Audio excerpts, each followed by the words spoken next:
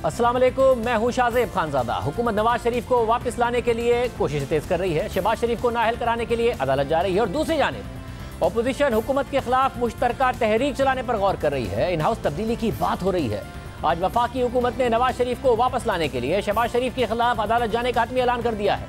काबीना ने Lahore high court से यह दरख्वास्त करने का फैसला कर लिया है कि वो शहबाज शरीफ को नवाज शरीफ की वापसी का हुक्म दे और अगर शहबाज शरीफ ऐसा नहीं करते तो उन्हें नाअहल करार दिया जाए। वफाकी काबीना के इजलास के बाद मीडिया ब्रीफिंग में वफाकी वज़ीर इत्तलात फवाद चौधरी ने यह बात वाज़ेह की है। इसके साथ साथ इत्तलात हैं कि नवाज शरीफ ने नून लीग को इन हाउस तब्दीली के लिए ग्रीन सिग्नल दे दिया है। ज़राए के मुताबिक इस मामले पर नून लीग और पीपल्स पार्टी के राब्तों में पेशरफ्त हुई है और लीगी रहनुमाओं का मौक़िफ़ है कि पीपल्स पार्टी और नून लीग के इकट्ठे होने पर इन हाउस तब्दीली में मुश्किल नहीं होगी। मगर क्या पीपल्स पार्टी PDM में वापस जाएगी और क्या पीपल्स पार्टी इन हाउस तब्दीली के लिए मिलकर तैयार है? उस पर आसिफ जरदारी साहब क्या कहते हैं, जरा सुनिए। प्राइम मिनिस्टर साहब के ऊपर वोट ऑफ नो कॉन्फिडेंस की बातें की जा रही, कह रहे हैं कि पीपल्स पार्टी और नून लीग जो है इसमें फाके राय भी हो रहा है, तो समझते हैं इन हाउस तब्दीली आपको नजर आ रही है? इंशाल्लाह। सर, क्या पीपल्स पार्टी दोबारा PDM का हिस्सा बनने जा रही है? मुझे नहीं पता बेटा, मैं नहीं समझता हूँ कैसा हो। तो थोड़ा सर मुलाकातें जारी हैं। सर, बिलावल साहब 27 को निकल रहे हैं, मौलाना 23 मार्च को। क्या समझते हैं, हुकूमत 23 मार्च तक रहेगी? मैं तो चाहता हूँ कि हुकूमत पहले दिन चली जाए। मैंने तो पहले दिन कहा था कि ये हुकूमत नहीं चलाई जाएगी। अपोजिशन दावे तो कर रही है मगर आज सेनेट ने मिनी बजट पर कायमा कमेटी बराए खजाना की सिफारिशात मंजूर कर ली हैं। इससे पहले कौमी असम्बली की कायमा कमेटी बराए खजाना से स्टेट बैंक तरमीमी बिल भी मंजूर कराने में हुकूमत कामयाब हो गई है। हमारे साथ नून लीग के सीनियर रहनुमा एहसन इकबाल साहब मौजूद हैं। इकबाल साहब, बहुत शुक्रिया। एहसन इकबाल साहब, क्या दुरुस्त है कि नवाज शरीफ साहब ने इन हाउस तब्दीली के लिए ग्रीन सिग्नल दे दिया है और नून लीग जो पहले नहीं मानती थी इस मामले पर अब इस बारे में संजीदगी से सोच रही है और पीपल्स पार्टी के साथ मिलकर JUIF के साथ मिलकर एक हिकमत अमली बना रही है? देखिए शाहजेब, मुस्लिम लीग नून की हमेशा से यही हिकमत अमली रही है कि इस हुकूमत से निजात के लिए जो भी मुमकिन आइनी और जमहूरी रास्ते हैं वो इख्तियार किया जाए। उसमें नो कॉन्फिडेंस भी एक ऑप्शन है और दूसरा अवामी दबाव के ज़रिए से इस्तीफ़ा देने पे मजबूर करना भी एक ऑप्शन है। हमने 23 मार्च को लॉन्ग मार्च का भी ऐलान कर रखा है और अब अगर हुकूमत के अंदर जो तोड़ फोड़ हो रही है, चूँकि हुकूमत अवाम के अंदर इतनी गैर मकबूल हो गई है, इसके अपने नुमाइंदे उस दबाव को महसूस कर रहे हैं और वो अब चाह रहे हैं कि इस हुकूमत से रास्ता अलहदा करें।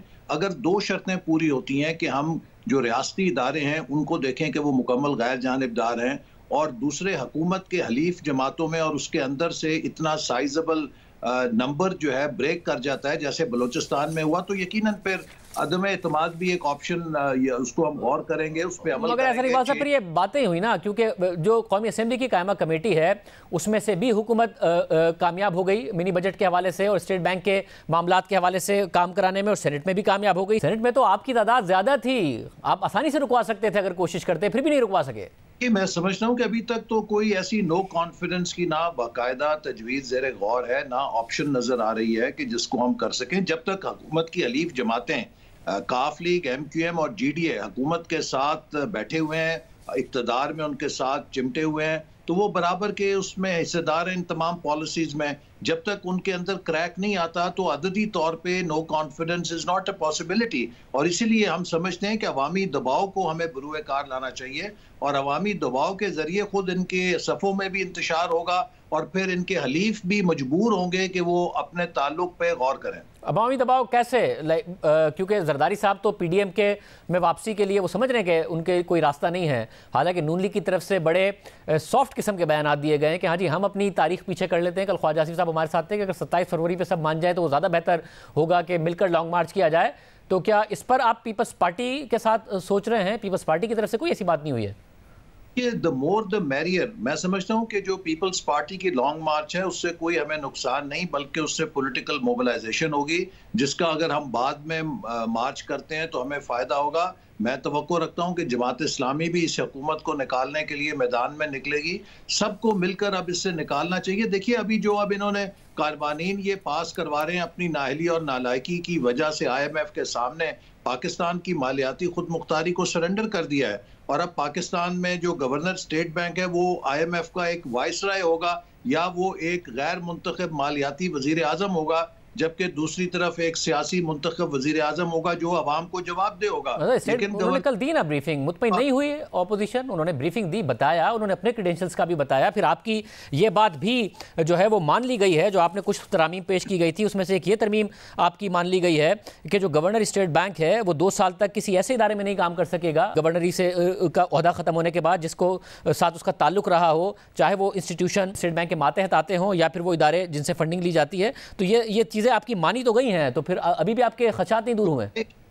तो ये 2-3 मेरी तजावीज़ उन्होंने मानी है, लेकिन जो असल हमारे एतराज़ात थे पॉलिसी के ऊपर, इस कानून की रूह के ऊपर, कि इन्होंने स्टेट बैंक में गवर्नर को इतना ताकतवर कर दिया है कि वो पाकिस्तान की रियासत में किसी को जवाबदेह नहीं है, ना पार्लियामेंट को जवाबदेह है, ना आवाम को जवाबदेह है। वो सिर्फ बोर्ड ऑफ गवर्नर IMF का मेंबर है, सिर्फ IMF को जवाबदेह होगा। जो fiscal and monetary policy coordination का बोर्ड था उसको भी खत्म कर दिया गया, लिहाजा कोई ऐसा इसमें मगर साहब उन्होंने बताया ना शौकत तरीन साहब ने आपको कि जब होगा तो बदल दें, जब भी लगे कि हाथ से निकल रहा है स्टेट बैंक या फिर बात नहीं मान रहा है और खुद मुख्तारी के हवाले से कोई सवाल उठे तो बदल दें कानून। अगर आज आप इसको मनवा नहीं सकते, जिसको वजीर खजाना भी कह रहे हैं कि इस बोर्ड को बरकरार रखना चाहिए, तो जब आप IMF के दबाव के नीचे आ जाएंगे तो वो आपको कल को बदलने देंगे? ये तो आप जितना हिस्सा अपना छोड़ देंगे, जितनी खुद मुख्तारी सरेंडर कर देंगे, कल को उसको वापस रीगेन करना एक जुए शीर लाने के बराबर हो जाएगा। ये तो वो चीजें हैं जिसको रेड लाइन के तौर पे हुकूमत को डिफेंड करना चाहिए था कि मालियाती खुद मुख्तारी का दिफा कर दे। ऐसा नहीं बात साहब, तो जब ये इतना अगर अनपॉपुलर है और इत्तेहादियों ने भी कहीं ना कहीं इस पर रिजर्वेशंस दिखाई थी मिनी बजट पे, तो अगर आप मिनी बजट के पास होने से पहले इत्तेहादियों को नहीं मना पाए कि किसी इन हाउस तब्दीली की तरफ जाएं, वरना ये मिनी बजट आपके लिए भी भारी पड़ेगा अगर आप इसको वोट देंगे, जो आप लोगों का नैरेटिव था, तो इत्तेहादी कैसे इसको वोट दे दें, ये अनपॉपुलर फैसला कर लें बकौल आपके और फिर आपके साथ आके मिल जाएंगे, तो ये कैसे पॉसिबल है इन हाउस चेंज? फैसला तो इन्होंने खुद करना है, हम उनका फैसला नहीं कर सकते। और अगर ये ऐसा नहीं करेंगे, मैंने तो ये भी कहा था कि एक बड़ा नादिर मौका है कि अगर हुकूमत की हलीफ जमातें इस वक्त अलहदा हो जाएं, पाकिस्तान के पास ये चांस है कि हम IMF को जाके इस पूरे मुआहदे को रीनेगोशिएट कर सकते हैं। क्योंकि ये जो सख्त शराइत हैं, इनकी असल वजह यह है कि पिछले 3.25 साल में हुकूमत ने तमाम अहदाफ मिस किए हैं, कारकर्दगी नहीं दिखाई, और जो इसने फैसले किए थे इंटरेस्ट रेट को दुगना करने के, उससे करंट एक्सपेंडिचर दुगना हो गया हमारा, तकरीबन इनके रेवेन्यूज नहीं बढ़े, इसलिए सख्त शराइत हम पे इम्पोज हुई हैं। तो ये इस हुकूमत की नाअहली को सख्त शराइत का सामना है। अगर हुकूमत तब्दील हो जाए तो एक बेहतर और काबिल हुकूमत आ जाए तो इतने सख्त पैकेज की हमें जरूरत नहीं होगी, हम रीनेगोशिएट कर सकते हैं। लेकिन अगर MQM और काफ लीग और GDA अपने इक़्तिदार के लिए इस हुकूमत के साथ रहना चाहते हैं, तो कल को इस हुकूमत के हर गुनाह के लिए वो बराबर के मुजरिम तस्वर किए जाएंगे और उन्हें फिर अवाम के सामने जवाब देना होगा। बहुत शुक्रिया हसन इकबाल साहब की गुफ्तगू आपने सुनी। प्रोग्राम में आगे बढ़ते हैं। इस्लामाबाद हाई कोर्ट ने आज नेवी गोल्फ कोर्स को गैर कानूनी करार देते हुए CDA को आज ही उसका कब्जा लेने का हुक्म दे दिया है। साथ ही मागरा हिल्स पार्क्स पर मोनाल रेस्टोरेंट को आज ही सील करने का हुक्म दे दिया है। सिर्फ यही नहीं, अदालत ने मिलिट्री डायरेक्टरेट फार्म्स के नेशनल पार्क की 8000 एकड़ इराजी पर दावे को भी गैर कानूनी करार देते हुए इस इराजी को पार्क का हिस्सा और वफाकी हुकूमत की मिल्कियत करार दे दिया है। इस्लामाबाद हाई कोर्ट के ये अहम अहकामात इस्लामाबाद के मागरा हिल्स नेशनल पार्क में मुबैना तजावुजात और गैर कानूनी तामीरात के केस में सामने आए हैं, जिस पर समाअत खुद चीफ जस्टिस अतर मिनल्लाह कर रहे हैं। हमारे नुमाइंदे ओवैस यूसुफ ने आज की पूरी अदालती कार्रवाई को कवर किया। समाअत के आगाज में एडिशनल अटॉर्नी जनरल ने अदालत को बताया कि वजीर आजम के मुशीर बराए मौसमियाती तब्दीली मलिक अमीन असलम को कोरोना हो गया है, इसलिए वो पेश नहीं हो सके। तो चीफ जस्टिस ने अदालत में मौजूद सेक्रेटरी दाखिला से मुकालमा किया कि अदालत क्या करे।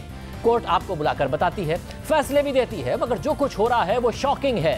इस्लामाबाद में लाकानूनियत है, ये अदालत बार बार फैसले दे रही है, आपको बता रही है। चीफ जस्टिस ने मजीद कहा कि इस्लामाबाद में आर्म्ड फोर्सेस के 3 सेक्टर्स बन गए हैं, उन्हें कौन देखेगा। आर्म्ड फोर्सेस को किसी सूरत मुतनाज़े नहीं होना चाहिए, ये मुफादे आमा में नहीं है। कानून में मौजूद है कि मुसल्लह अफवाज की ज़मीनें कैसे और कौन मैनेज करेगा। तमाम आर्म्ड फोर्सेस को वजारत दिफा कंट्रोल करती है और सेक्रेटरी दिफा यहाँ मौजूद हैं। आपने यकीनी बनाना है कि कोई ऐसी चीज़ ना हो कि बाद में शर्मिंदगी हो। पाकिस्तान नेवी ने तजावुजात करके गोल्फ कोर्स बनाया, ये बात मुनासिब नहीं है। आर्म्ड फोर्सेस ऐसा करें तो ये अवाम की नज़र में बेहतर नहीं है। अदालत चाहती है कि अवाम की नज़र में आर्म्ड फोर्सेस की इज्जत हो। चीफ जस्टिस ने इस्तफसार किया कि आर्म्ड फोर्सेस के 3 सेक्टर्स में भी तमाम कवानीन लागू होते हैं। क्या कवानीन पर अमल हो रहा है? एयरफोर्स ने जितनी तामीरात की, क्या उनके लिए CDA से मंजूरी ली गई? हो सकता है कि उनके कुछ सिक्योरिटी तहफ़्फ़ुज़ात हों। सेक्रेटरी दिफा मौजूद हैं, उनके तहफ़्फ़ुज़ात सुन लें और कानून पर सख्ती से अमल दरामद कराएं। समाअत के दौरान चेयरमैन सीडीए ने अदालत को बताया कि हुकूमत पंजाब भी कुछ जमीनों पर दावा करती है, तो चीफ जस्टिस ने रिमार्क्स दिए कि 1960 के ऑर्डिनेंस के बाद 1400 स्क्वायर मील के एरिया में तमाम जमीन सीडीए की है। अदालत अपने फैसले में तमाम चीजों की वजाहत कर देगी। चीफ जस्टिस ने चेयरमैन सीडीए से पूछा कि नेशनल पार्क की जमीन की हदबंदी की निशानदही कौन करेगा, तो उन्होंने जवाब दिया कि डिस्ट्रिक्ट कलेक्टर निशानदही करेगा, जबकि सर्वे ऑफ पाकिस्तान और डिप्टी कमिश्नर ऑफिस मुआवनत करेंगे। इस दौरान चीफ जस्टिस ने अदालत में मौजूद हुकूमती नुमाइंदे से कहा कि रियासत की रिट क्यों कमजोर हुई है। आम आदमी तो नेशनल पार्क में नहीं घुस सकता, यह अशराफिया की वजह से है। लाकानूनियत हो तो सिर्फ अशराफिया को फायदा पहुंचता है। तो सेक्रेटरी दिफा ने मौक़िफ़ इख्तियार किया कि देहात और गाँव की तरफ से भी तामीरात और तजावुज़ात हो रही हैं। चेयरमैन सीडीए ने कहा कि हर इदारे ने कहीं ना कहीं तजावुज़ात कर रखी हैं। तो चीफ जस्टिस ने इस्तफसार किया कि हाई कोर्ट ने कोई तजावुज़ नहीं किया, अगर ऐसा है तो इधर से शुरू करें। चेयरमैन सीडीए ने मौक़िफ़ इख्तियार किया कि गौर खौज के बगैर इस्लामाबाद के मास्टर प्लान में तरमीम और तब्दीलियाँ जारी रहीं।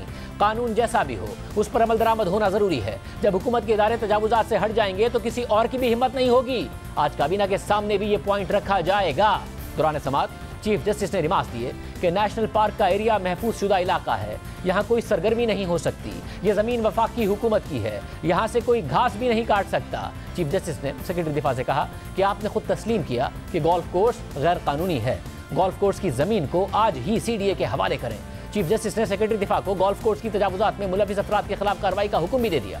चीफ जस्टिस ने मुनाल रेस्टोरेंट की तामीर के मामले पर अदालत में मौजूद मुतालिका हुक्काम के सामने नुक्ता उठाया कि मुनाल का स्टेटस क्या है, वो कैसे तामीर हो सकता था, वो तो वहाँ बनना ही नहीं चाहिए था। मेट्रोपॉलिटन कॉरपोरेशन कैसे नेशनल पार्क में घुस सकती है?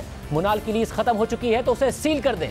समाअत के आखिर में अदालत ने कमिश्नर इस्लामाबाद को हुक्म दिया कि वो आज ही मुनाल रेस्टोरेंट को सील कर दें। इसके अलावा आज अदालत ने मिलिट्री डायरेक्टरेट फार्म्स का नेशनल पार्क की 8000 एकड़ इरादी पर दावा भी गैर कानूनी करार दे दिया और ये रिमार्क्स दिए कि 8000 एकड़ की इस इरादी को नेशनल पार्क का हिस्सा और वफाकी हुकूमत की मिल्कियत समझा जाए। अदालत ने एनवायरमेंटल प्रोटेक्शन एजेंसी को हुक्म दिया है कि नेशनल पार्क में गैर कानूनी तामीरात से पहुंचने वाले नुकसान का तखमीना लगाकर रिपोर्ट पेश करे। दौरान समाअत एक मौके पर चेयरमैन सीडीए ने अदालत को बताया कि अदालती हुक्म के मुताबिक हमने नेवी सेलिंग क्लब को गिराने का नोटिस दे दिया है, जबकि सेक्रेटरी मौसमियाती तब्दीली ने यह तजवीज़ दी कि इस्लामाबाद का मास्टर प्लान पब्लिक होना चाहिए। अब से कुछ देर पहले इस्लामाबाद हाई कोर्ट ने इस केस का मुख्तसर तहरीरी फैसला भी जारी किया है, जिसमें यह हुक्म दिया गया है कि नेवी गोल्फ कोर्स में तजावुज़ात पर कायम तामीरात को 4 हफ्तों के अंदर गिरा दिया जाए अगर उसे किसी माहौल दोस्त सरगर्मी के लिए इस्तेमाल नहीं किया जाता। सेक्रेटरी दिफा ऑडिटर जनरल के जरिए कौमी खजाने को पहुंचने वाले नुकसान का तखमीना लगाने के लिए फॉरेंसिक ऑडिट कराए और ये रकम जिम्मेदारों से वसूल की जाए।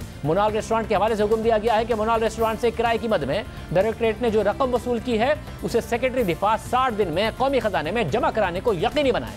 फैसले के आखिर में मज़कूरा हुक्काम से कहा गया है कि वो 30 दिन के अंदर अमल दरामद रिपोर्ट रजिस्ट्रार ऑफिस में जमा कराएं। यह अहम फैसला है जो आज इस्लामाबाद हाई कोर्ट की तरफ से सामने आया है। एक और अहम डेवलपमेंट हुई है, उस पर तफसील से बात करेंगे एक ब्रेक के बाद। एक बड़ी कामयाबी हुई है, बैरून मुल्क जा बहक होने वाले नौजवान के आज़ा पाकिस्तान आए और फिर Pakistan institute of kidney and liver transplant यानी PKLI में एक साथ 2 मरीजों में जिगर और गुर्दे का ट्रांसप्लांट हुआ है। एक शख्स के आज़ा ने 3 अफराद की जान बचाई है। 1 महीने पहले अबू धाबी में एक नौजवान को हादसा पेश आया, उसका ब्रेन डेड हो गया था, वो वेंटिलेटर पर था। फिर वालिदैन ने इस नौजवान के आज़ा अतिया करने का फैसला किया और वालिदैन की ख्वाहिश के मुताबिक नौजवान का एक गुर्दा और जिगर पाकिस्तान में 2 मरीजों के काम आया, जबकि दूसरा गुर्दा अबू धाबी में एक मरीज के काम आया।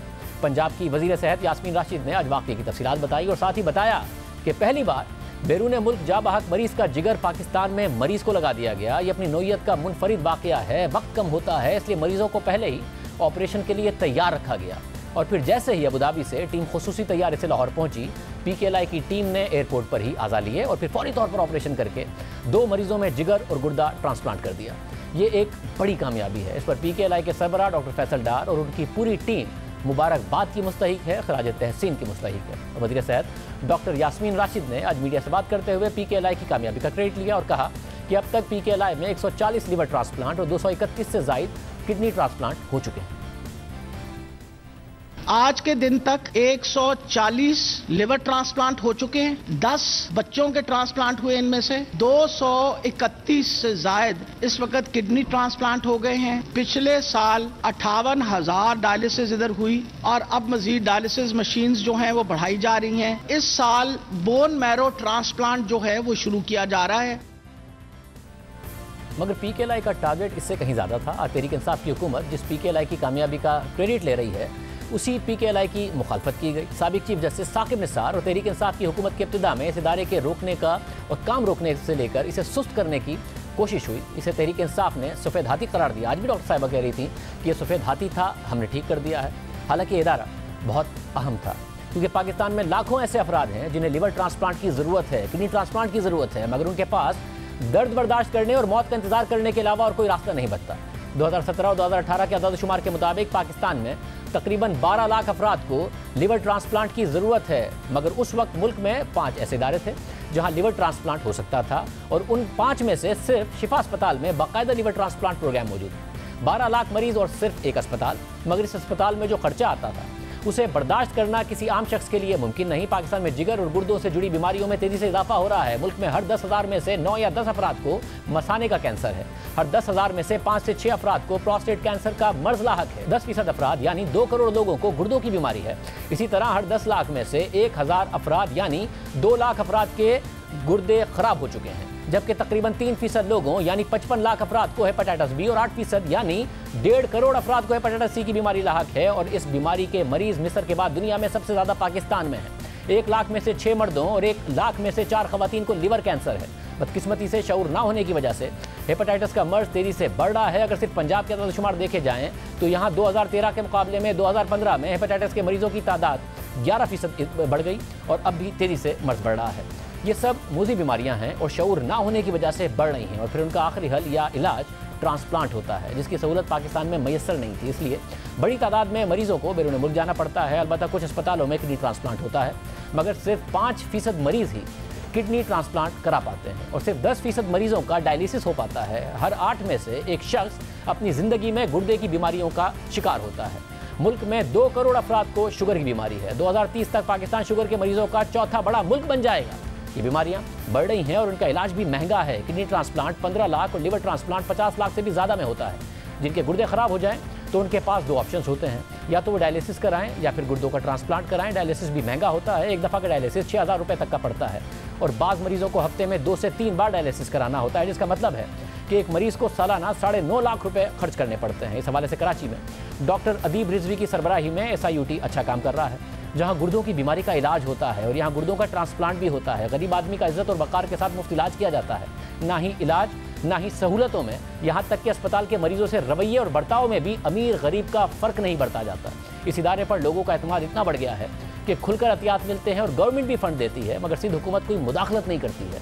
इस इदारे ने अब तक 6,233 अफराद का ट्रांसप्लांट किया है, मगर इस इदारे पर मरीजों का बहुत ज़्यादा बोझ होता है और पूरे मुल्क से मरीज यहाँ आते हैं। कोरोना से पहले के अदाद-ओ-शुमार के मुताबिक तकरीबन 7 से 8% अफराद लिवर ट्रांसप्लांट के लिए बैरून मुल्क जाते हैं और करोड़ों रुपए खर्च करते हैं। अगर मुल्क में ही ये सहूलियात हों तो ये करोड़ों रुपए भी बच सकते हैं और ज़र मुबादला भी बच सकता है। इसीलिए गुज़िश्ता दौरे हुकूमत में पंजाब के वज़ीर आला शहबाज शरीफ ने जिगर ट्रांसप्लांट के माहिर डॉक्टर सईद अख्तर से रब्ता किया। डॉक्टर सईद अख्तर जो पाकिस्तान में पहले ही गरीब लोगों की सहूलत के लिए फ़ंड इकट्ठा करके उनका इलाज करते रहे हैं, शहबाज शरीफ ने उन्हें लाहौर में जिगर और गुर्दों के ट्रांसप्लांट के लिए अस्पताल बनाने को कहा।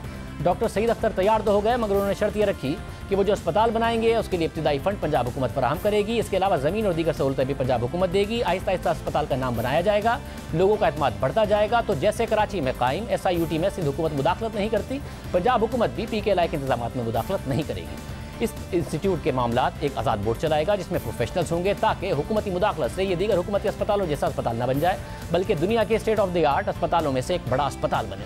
शहबाज शरीफ ने शराइत को तस्लीम किया और ये वादा किया कि वो खुद भी कोई मुदाखलत नहीं करेंगे, कोई भी आपको अस्पताल में भर्ती करने और हटाने को नहीं कहेगा, ना ही इंतजामी मामलात में कोई मुदाखलत करेगा। फिर लाहौर में Pakistan kidney and liver institute transplant institute की तामीर का आगाज़ हुआ, यानी PKLI की तामीर का आगाज़ हुआ। यह तय पाया कि PKLI पब्लिक प्राइवेट पार्टनरशिप का मंसूबा होगा, जिसके 2 पार्टनर स्पॉन्सर होंगे, एक पंजाब हुकूमत और दूसरा पाकिस्तान किडनी इंस्टीट्यूट। पंजाब हुकूमत इब्तिदाई वसाइल फराहम करेगी और किडनी इंस्टीट्यूट टेक्निकल सपोर्ट फराहम करेगा। इसके बाद पंजाब हुकूमत ने इस मंसूबे के लिए लाहौर में 60 एकड़ की जगह मुख्तस की। पंजाब हुकूमत ने इंस्टीट्यूट की इब्तिदाई अखराजात उठाने की जिम्मेदारी ली और यह तय पाया कि इब्तिदाई 3 बरस के अखराजात पंजाब हुकूमत अदा करेगी और फिर जब इदारे का नाम बन जाएगा और लोगों के एहतियात में SIUT की तरह इजाफा हो जाएगा तो पंजाब हुकूमत का शेयर कम होता जाएगा, बाकी अखराजात ये इदारा खुद बर्दाश्त करेगा।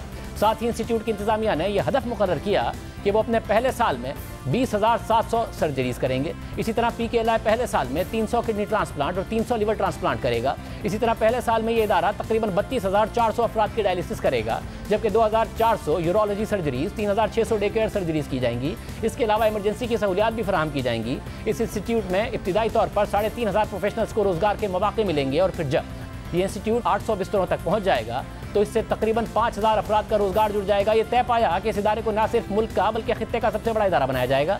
ये सिर्फ एक अस्पताल नहीं बल्कि सेंटर ऑफ एक्सीलेंस होगा। इस इंस्टीट्यूट से न सिर्फ पाकिस्तान भर की ज़रूरत पूरी होगी बल्कि यहाँ बैरून मुल्क से भी लोग इलाज के लिए आएंगे। और ऐसा होता भी है कि एशिया के बहुत से ऐसे अस्पताल हैं जो मगरबी ममालिक में रहने वाले अफराद को अच्छे और सस्ते इलाज के पैकेजेस देते हैं और वहाँ बड़ी तादाद में बैरून मुल्क से लोग भी आते हैं। सिर्फ भारत के एक अस्पताल की मिसाल लेते हैं। भारत के में एक अस्पताल 1983 में 150 बिस्तरों के साथ शुरू हुआ। अब उस अस्पताल की 69 शाखें हैं जहाँ मजमूई तौर पर 9,500 बिस्तर हैं। इसके अलावा इस अस्पताल के ज़ेर इंतज़ाम 7,000 क्लिनिक्स हैं। अहम बात यह है कि 120 ममालिक के तकरीबन 4.5 करोड़ मरीजों को इलाज की सहूलत फराहम कर चुका है। ये सिर्फ एक अस्पताल की मिसाल है। ऐसी कई मिसालें हैं। पाकिस्तान से भी लोग लिवर ट्रांसप्लांट के लिए भारत जाते रहे हैं, जो कोरोना और पाक भारत ताल्लुकात की वजह से मुश्किल हो गया है और मरीजों का इन्हिसार सिर्फ पाकिस्तान पर है। इसी सोच के तहत PKLI को भी डिज़ाइन किया गया, काम शुरू हुआ और 13 महीने की रिकॉर्ड मुद्दत में इब्तिदाई फेज़ मुकम्मल हो गया। इस इंस्टीट्यूट में काम करने के लिए बैरून मुल्क काम करने वाले पाकिस्तानी माहिरीन की खिदमत ली गई। उन्हें कायल किया गया कि वो पाकिस्तान आएँ तो इस इदारे के ज़रिए अपनी खिदमत फराहम करें।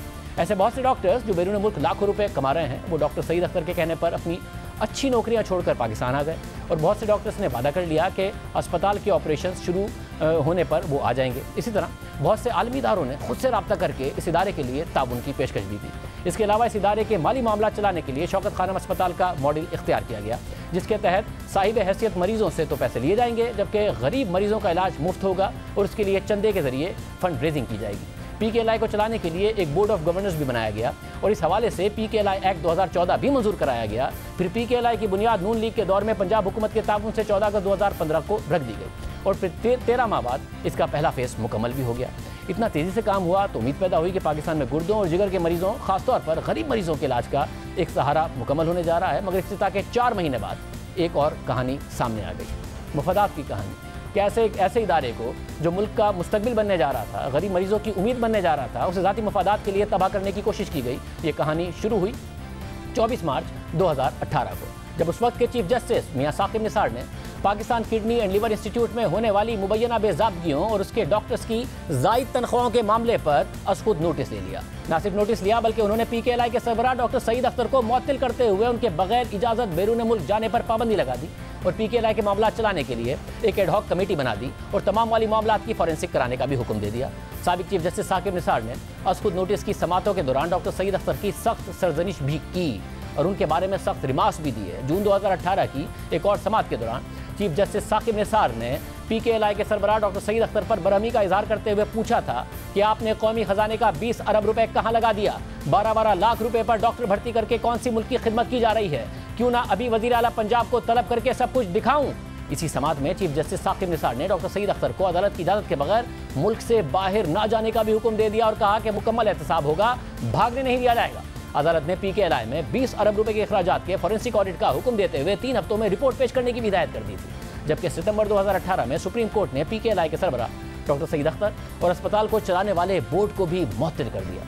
ये सब एक ऐसे डॉक्टर के साथ हुआ जो अमेरिका में टेक्सास हेल्थ साइंसेज सेंटर में बतौर चेयरमैन डिपार्टमेंट ऑफ यूरोलॉजी में खिदमत अंजाम दे चुके थे और उन्होंने पाकिस्तान में ऐसा इदारा कायम करने का फैसला किया जो कि फंडिंग के जरिए चलाया जाएगा, गरीब आवाम का मुफ्त इलाज हो सकेगा। बहरहाल ये केस सुप्रीम कोर्ट में चलता रहा। इस दौरान इस इदारे में होने वाला सारा काम रुक गया, मगर फिर chief justice Saqib Nisar retire हुए तो उसके बाद 27 फरवरी 2019 को सुप्रीम कोर्ट के ही 3 रुकनी बेंच ने उस फैसले को मनसूख कर दिया और Pakistan kidney and liver institute के सर्विस स्ट्रक्चर पर किए गए साबिक चीफ जस्टिस साकिब निसार के खुद नोटिस को निपटा दिया।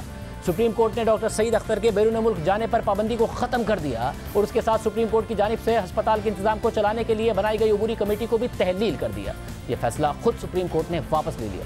मगर सवाल ये उठता है कि उस वक्त के चीफ जस्टिस साकिब निसार ने आज खुद नोटिस क्यों दिया। इस हवाले से अहम तफसीलात माहिर कानून, उस वक्त के माहिर कानून बाबर सत्तार ने अपने 9 मार्च 2019 के द न्यूज़ के कॉलम में बताई। बाबर सत्तार ने लिखा कि ये मामला मार्च 2018 में उस वक्त शुरू हुआ जब साबिक चीफ जस्टिस साकिब निसार ने अस्पतालों के दौरे करना शुरू किए और सेहत और तालीम के शोबे में इस्लाहात का काम शुरू किया और उन्होंने पानी के मामले की तरफ भी तवज्जो दी।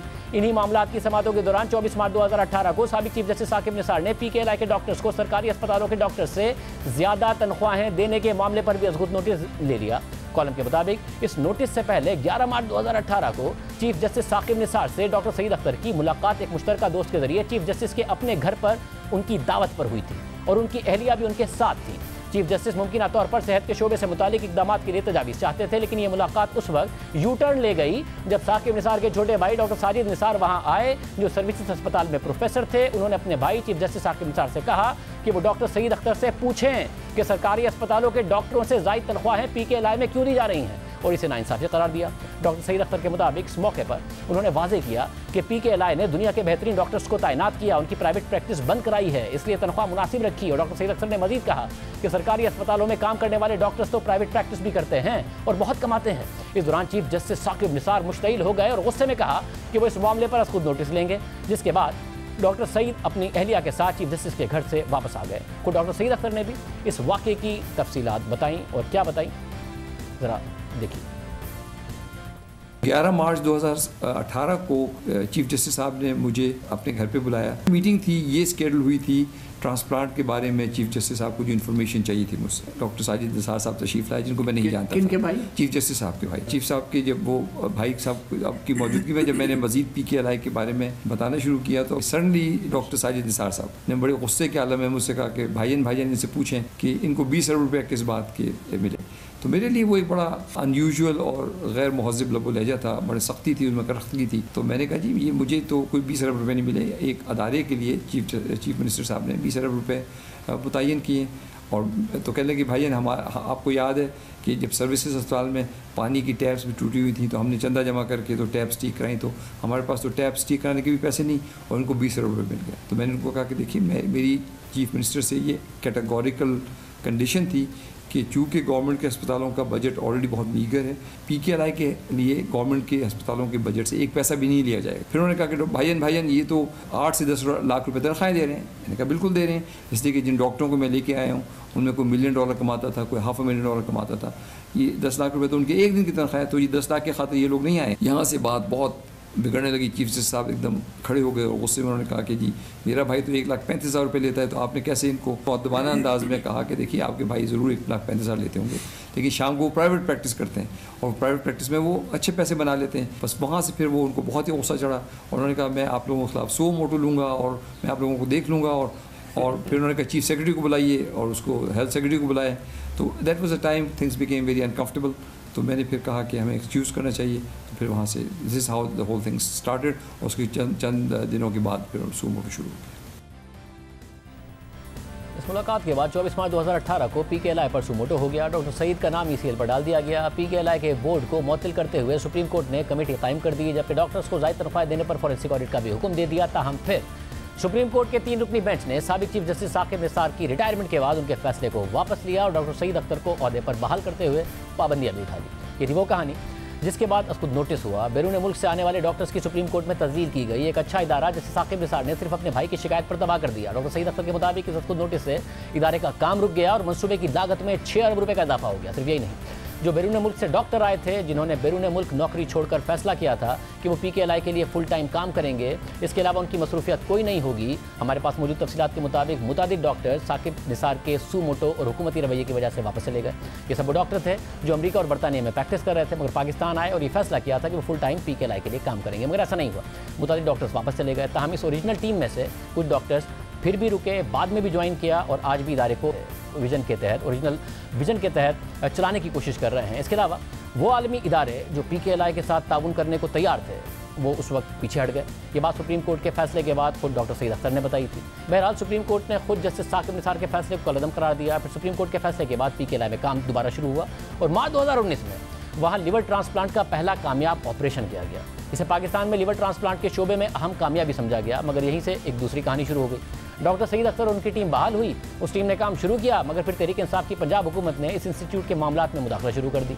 मार्च 2019 में पंजाब असेंबली में तहरीक इंसाफ की हुकूमत ने नून लीग के दौर के PKLI बिल में तरमीम के मंजूरी दे दी और फिर उसके बोर्ड ऑफ गवर्नर्स के अरकान में तब्दीली लाई गई। इस तरमीमी बिल के तहत PKLI के बोर्ड ऑफ गवर्नर्स में वज़ीर आला पंजाब पैटर्न इन चीफ होंगे, जबकि बोर्ड के अरकान में शामिल ब्यूरोक्रेट्स में सेक्रेटरी सेहत, सेक्रेटरी खजाना, सेक्रेटरी कानून और सेक्रेटरी प्लानिंग एंड डेवलपमेंट को शामिल किया गया है।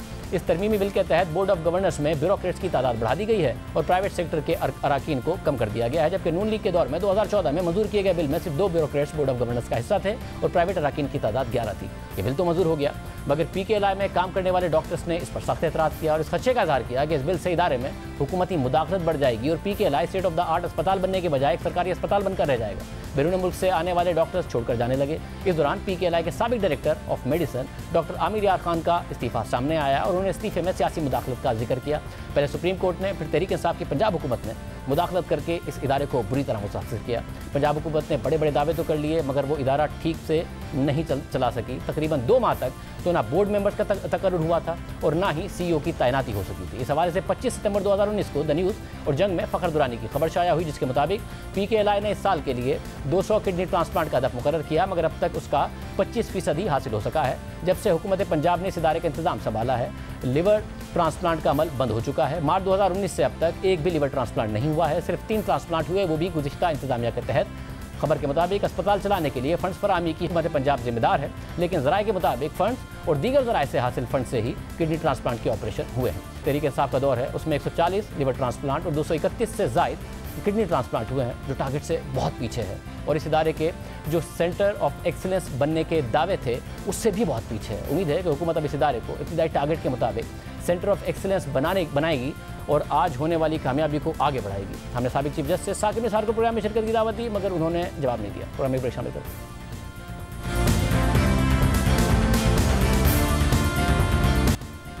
चेयरमैन नैब बार बार बुलाए जाने के बावजूद पब्लिक अकाउंट्स कमेटी के सामने पेश नहीं हो रहे थे और फिर जब पेश हुए तो खुद चेयरमैन नैब ने ही पब्लिक अकाउंट्स कमेटी से इन कैमरा इजलास में नैब की जानिब से 821 अरब रुपए की रिकवरीज की तफसीलात बताने का वादा किया। मगर फिर जब 6 जनवरी को पब्लिक अकाउंट्स कमेटी का इजलास होना था तो उस दिन वज़ीर आज़म का नाम लेकर यह खत पेश कर दिया गया कि वज़ीर आज़म ने चेयरमैन नैब के काम और जिम्मेदारियों को मद्देनजर रखकर DG नैब को पब्लिक अकाउंट्स कमेटी और दीगर पार्लिमानी कमेटियों में चेयरमैन नैब की जगह पेश होने की मंजूरी दी है। नैब ने यह खत पेश कर दिया। फिर शोर मचा कि वज़ीर आज़म ऐसे अहकामात कैसे दे सकते हैं, चेयरमैन नैब को पार्लिमानी कमेटी के सामने पेशी से इस्तिस्ना वज़ीर आज़म कैसे दे सकते हैं। तो 2 दिन बाद नैब ने अपने ही पिछले खत को की तरदीद करके मीडिया पर जिम्मेदारी डाल दी कि उनका खत गलत तरीके से पेश किया गया। वज़ीर आज़म का नाम नादानिस्ता और हादसाती तौर पर खत में लिखा गया था। वज़ीर मुमलिकत बराए पार्लिमानी उमूर अली मोहम्मद खान से जब इस हवाले से सवाल किया गया तो उन्होंने कहा कि वज़ीर आज़म का नाम गैर ज़रूरी तौर पर लिया गया। मेरा नहीं ख्याल कि उनका इससे कोई ताल्लुक है, उन्होंने कभी ऐसी कोई बात या हिदायत नहीं दी। और अब पब्लिक अकाउंट्स कमेटी के चेयरमैन ने चेयरमैन नैब के खिलाफ एक्शन लेने का इंदिया दिया है। आज जीओनी से बात करते हुए पब्लिक अकाउंट्स कमेटी के चेयरमैन राना तनवीर ने कहा है कि खत चेयरमैन नैब के इल्म से जारी हुआ तो उनके खिलाफ रेफरेंस दायर हो सकता है। चेयरमैन नैब के खिलाफ रेफरेंस दायर करने के लिए कमेटी से इजाज़त लेनी है। खत लिखकर कमेटी को मिसलीड करने की कोशिश की गई। राना तनवीर ने मजीद कहा कि चेयरमैन नैब को कमेटी के सामने आना पड़ेगा, कोई दूसरा ऑप्शन ही नहीं है। चेयरमैन नैब पब्लिक अकाउंट्स कमेटी को लिखे खत से दस्तबरदार हुए और कहा कि वज़ीर आज़म का नाम गलती से गया, वज़ीर आज़म का नाम गलती से नहीं आता। चेयरमैन नैब ने खुद कहा था कि 6 तारीख रख लें, मैं आऊँगा। चेयरमैन नैब ने नैब की बरामदगियों की तफसील पर बात करना थी, उसी दिन वज़ीर आज़म के नाम से खत आ गया। वज़ीर आज़म तो खुद पार्लियामेंट को जवाब दे हैं, मगर हुकूमत पहले भी चेयरमैन नैब को एक ऑर्डिनेंस के तहत फेवर दे चुकी है। गुज़िश्ता साल हुकूमत ने एक ऑर्डिनेंस के जरिए चेयरमैन नैब को हटाने का इख्तियार सुप्रीम जुडिशल काउंसिल को दिया और फिर एक और ऑर्डिनेंस के जरिए ये इख्तियार सुप्रीम जुडिशल काउंसिल से वापस लेकर सदर को दे दिया। और इस पर अटॉर्नी जनरल ने भी तनकीद की और कहा कि वो कभी भी चेयरमैन नैब को हटाने का इख्तियार सदर को देने के हक में नहीं थे। मैंने ये राय दी थी और मैं अभी भी उस पर कायम हूँ कि सदर को इख्तियार देना, चाहे सवाबदीदी हो या वज़ीर आज़म की मुशावरत की बुनियाद पे हो, उसमें आइनी और कानूनी मुश्किलात होंगी। उसकी ट्रांसपेरेंसी पे, उसकी न्यूट्रलिटी पे बड़े सीरियस क्वेश्चंस उठ सकते हैं और ये मैंने राय बाकायदा जो है कन्वे की गई है। और अब चेयरमैन पब्लिक अकाउंट्स कमेटी ने उनके खिलाफ रेफरेंस दायर करने का इंदिया दिया है। सारी सूरत पर बात करने के लिए हमने तर्जुमान नैब को प्रोग्राम में आने की दावत दी तो उन्होंने जवाब ही नहीं दिया। हमारे साथ मौजूद हैं chairman public accounts committee Rana Tanveer Hussain साहब। राना तनवीर हुसैन साहब, बहुत शुक्रिया मुझे ज्वाइन करने के लिए। एक दफ़ा आए चेयरमैन नैब आपकी कमेटी में और फिर ज़ाहिर इन कैमरा का कहा, मगर फिर एक ख़त आ गया। वो कह रहे हैं कि ये काम जो है वो अगर गलती से हो गया है तो आप क्यों नहीं एक्सप्लेनेशन मान लेते, वो दोबारा आने को तैयार हैं, दोबारा उनसे ब्रीफिंग ले लें। यही मैं कहता हूँ कि वो आए, वो जिस तरह आए, वो भी मैं उसकी बड़ी बैकग्राउंड है। He was at that time reluctant to appear before this committee, लेकिन फिर भी हमने कहा कि जी नहीं यहाँ तो आना पड़ेगा, तो फिर फाइनली वो आए। तो उनको मेरा वो कुछ नहीं, उनको पता है वो उसको बड़ा एक ऐसा एटमॉस्फेयर था जिस पे उसके क्वेश्चन किए गए, जो चीज़ें थी उनको कही गई, और रिकवरीज पे ज़्यादा इशू था। तो रिकवरीज का उन्होंने कहा जी कि मैं ब्रीफिंग दूंगा। हमने कहा जी आप बताएं। 6 जो तारीख थी जनवरी की, वो उस पर टाइम फिक्स था। उन्होंने कहा जी एक इन कैमरा कर लें क्योंकि कुछ सेंसिटिव इंफॉर्मेशन है इस रिकवरीज में। तो हमने कहा चलें कर लेते हैं। हमने इन्हें कैमरा कर दिया, मे बी क्योंकि ऐसी सेंसिटिव बात हो। लेकिन वो आपने देखा फिर लेटर आ गया कि जी मेरी जगह पे कोई और प्राइम मिनिस्टर ने, तो पढ़ा होगा लेटर आपने। तो मीडिया ने तो उसको कोई मिस इंटरप्रेट नहीं किया। वो तो बड़ा सीधा सीधा लेटर था कि जी मेरी जगह पे फलां को prime minister is please to appoint फलां फलां, जो एक वर्ड होता है उसका टिपिकल। तो वर्ड्स तो वही थे कि prime minister please to appoint mister so and so in place of फलां principal accounting officer and he will appear in place of chairman NAB before this committee। तो मैं समझता हूँ वो बड़ा क्लियर था। फिर उन्होंने उससे आगे और भी किया कि उन्होंने वो जो लेटर विड्रॉ किया, वो उस पर आप उनकी लफ्ज़ देखें, वो कहता है एडवर्टनली मैंने ये गलती से प्राइम मिनिस्टर का नाम लिखा गया है, एक्सीडेंटली एडवर्टनली है जी, वो आपने पढ़ा होगा। वैसे पढ़ा है, मगर उन्होंने कह दिया ना कि हादसाती और नादानिस्ता तौर पर हो गया था। तो क्या अभी एक्सप्लेनेशन आपको काबिल कबूल नहीं है कि अब इससे आगे बढ़ा जाए? आप क्यों चाहते हैं कि इस मामले की तहकीकात हो? ज़ाहिर है वज़रा तो कह रहे हैं कि वज़ीर आज़म की तरफ से नहीं कहा गया था, मगर नैब ने बहरहाल वो ख़त दिया था, तो आप क्यों नहीं आगे बढ़े? मैं समझता हूँ कि इसका मतलब है कि या तो वो रिस्पॉन्सिबिलिटी फिक्स करें उस पर, जिसने ये लेटर लिखा है जो एक गलत लेटर, हम तो ये तस्वर करते हैं वो गलत लेटर है। अगर वो गलत लेटर लिखा है, अगर चेयरमैन साहब की हदायत या उन्होंने प्राइम मिनिस्टर ने तो उस पर कह दिया, प्राइम मिनिस्टर नहीं उनकी कुछ वज़रा ने, कि जी ये प्राइम मिनिस्टर का नाम इस्तेमाल हुआ है। तो जिसने ये नाम इस्तेमाल किया है नैब के अंदर शाहजेब, उसकी रिस्पॉन्सिबिलिटी फिक्स करें और चेयरमैन एक्शन ले। फिर तो वो बरी जुम्मे है उससे कि ठीक है उसके नीचे हो गया और वो एक्शन हो गया। अगर वो नहीं तो फिर चेयरमैन नैब ने अगर कुछ मिसलीड किया है और एक डिस इंफॉर्मेशन दी है, या एक मैं समझता हूँ डॉक्यूमेंट को आप क्या कह सकते हैं, फौज तो नहीं कह सकते, लेकिन वो एक उसके पीछे कोई लीगल सैंक्टिटी नहीं थी, तो मैं समझता हूँ उस पर जो इनको तरीका है नैब के चेयरमैन को, उस तरह तो एक्शन कोई नहीं हो सकता, लेकिन रेफरेंस ही हो सकता है। तो उसके निकात हमारे सामने आएंगे। हम शुरू किया हुआ काम उस पर कि भाई ये कहाँ से आया, किधर से आया, किसने लिखा है, चेयरमैन उसमें इन्वॉल्व था या नहीं था, नीचे अगर कोई डायरेक्टर इन्वॉल्व है या कोई और इन्वॉल्व है तो उसका भी पता चलना चाहिए। नज़ीम, मगर अगर ये ख़त दे दिया गया है, क्योंकि अब जो बाद में ख़त आया उसमें लिखा हुआ था कि फैमिली का कोई करीबी अजीज़ बहुत बीमार है चेयरमैन नैब का, तो अगर क्या आप ये वजह कबूल नहीं कर रहे थे और आप उन्हें उस दिन हाज़िरी से इस्तिस्ना नहीं दे रहे थे कि जिसकी वजह से ये ख़त आया जो कि फिर मुतराज़े हो गया और वो कह रहे हैं कि वो गलती से हो गया था? अगर वो कहते हैं नहीं मेरा कोई अजीज़ बीमार था, बड़ा क्रिटिकल कंडीशन थी, तो सिंपली वो लेटर लिखते, फ़ोन करते, जो प्रैक्टिस है हमारी, प्रिंसिपल अकाउंटिंग ऑफिसर लेटर लिखते हैं, फ़ोन भी करते हैं जी ये हमारी सिचुएशन है, हम नहीं आ सकते, अगर आप हमें एग्जाम्प्ट कर दें तो रिक्वेस्ट होती है। तो 90% हम एग्जाम्प्ट भी करता हूँ मैं, तो क्योंकि मेरे पास ही आता है, मैं ही करता हूँ। अब 26 तारीख को जो खबर आई है कि अगली पेशी होगी, तो उनकी मर्जी से है, वो उन्होंने कहा है कि वो पेश होंगे 26 तारीख को? जी उन्होंने कहा कि मेरे कुछ उन्होंने बताई हैं चीज़ें ऐसी जो कि मेरी फैमिली में कुछ है, तो 24 तक है, तो उसके बाद हमने 26 तारीख रखी है, वो आएँ और अपनी ब्रीफिंग जो है दें हमें कोई ऐसा खुदा ने ऐसा कोई पर्सनल हमें कोई उनके साथ नहीं है। 26 तारीख उन्होंने खुद ने कहा कि 24 तक मैं मसरूफ़ हूँ, 26 तारीख रख लें, और फिर 26 तारीख रखी गई है। जी बिल्कुल बिल्कुल। वैसे मगर एक जो सवाल है, हुकूमत ज़ाहिर उस ख़त से तो डिस्टेंस कर रही है जो कि नैब की तरफ से लिखा गया, और आप कह रहे हैं कि उसकी तहकीकात होनी चाहिए, सिर्फ ये कह देना कि वो गलती से हो गया था या मीडिया पर जिम्मेदारी डाल देना।